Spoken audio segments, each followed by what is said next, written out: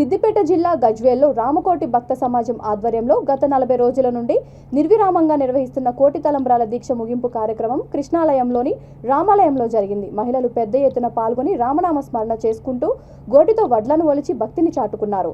భద్రాచల సీతారాముల కళ్యాణానికి గజ్వేల్ నుండి తలంబ్రాలు వెళ్లడం చాలా ఆనందంగా ఉందని పలువురు భక్తులు అన్నారు. ఈ సందర్భంగా సంస్థ అధ్యక్షుడు రామకోటి రామరాజు మాట్లాడుతూ భద్రాచల దేవస్థానం వారు తమకు ఇచ్చిన ఈ సదవకాశాన్ని భక్తి శ్రద్ధలతో నిర్వహించామని అన్నారు. ఈ కార్యక్రమంలో కృష్ణాలయం అధ్యక్షుడు యలగందుల రామచంద్రం, ఉప్పల వెంకటేశం, దుబ్బకుంట వెట్రాములు, అత్తెల్లి లక్ష్మయ్య, ఉప్పల మధుసూదన్, సుందర సత్సంగ సభ్యులు పాల్గొన్నారు.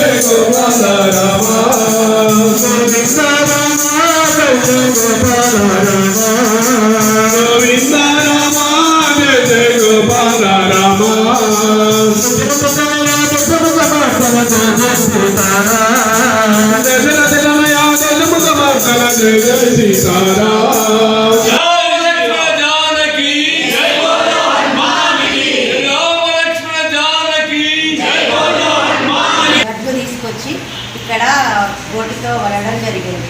భక్త రామరాజు ఆధ్వర్యంలో, భక్త రామకోటి రామరాజు ఆధ్వర్యంలో నిర్వహించడం జరిగింది. మేము భద్రాచలము అక్కడికి ప్రత్యక్షంగా వెళ్ళకుండా ఇక్కడ పరోక్షంగా పాల్గొని గోటితో నిలబడంతో సంతోషం కలిగింది.